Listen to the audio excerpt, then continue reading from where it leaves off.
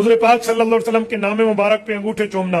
मेरे भाइयों, रसूलुल्लाह का नाम आए तो दुरूद पाक पढ़ना चाहिए। क्या पढ़ना चाहिए?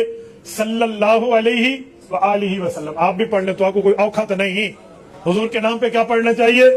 सल्लल्लाहु अलैहि वसल्लम। हदीस पाक में अमन सल्ला अलैहि वाहिदतन सल्लल्लाहु अलैहि अशरा औ कमा क़ाल हज़रत अबू हुरैरा की रिवायत सही बुखारी में कि जिसने मेरे ऊपर एक बार दुरूद पाक पढ़ा, अल्लाह रब्बुल इज्जत इसके ऊपर 10 मरतबा रहमत नाज़िल करेगा। ठीक है, अल्लाह तुम्हें तौफीक दे, यहां से पढ़ो, फरिश्ते आका नामदार तक लेकर जाएंगे, अल्लाह आपको मदीना मुनव्वरा ले जाए।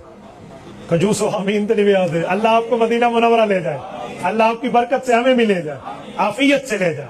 आजकल रास्तों का अजीब मुआशरा करती है, अजीब मामला करती है। क्या दज्जाली फितने हैं। अल्लाह पाक इस फितनों से बचाते हुए हुजूर पाक के रोजे पे आफियत वाली हाजिरी दिला। जब हुजूर के रोजे पे आप जाओ ना तो उधर आप पढ़ोगे, डायरेक्ट रिसालत में आप सुनेंगे और आपको जवाब अता फरमाएंगे। इधर से पढ़ोगे, फरिश्ते ले जाएंगे, तो हुजूर पाक के नाम पर दरूद पढ़ना, ये तो हदीस पाक में है। बाकी जो तरतीब आपने रखी हुई है वो शरीयत का हिस्सा नहीं है। ये जो सवाल इन्होंने पूछा है, शरीयत की तालीमात दरूद पाक पढ़ना है।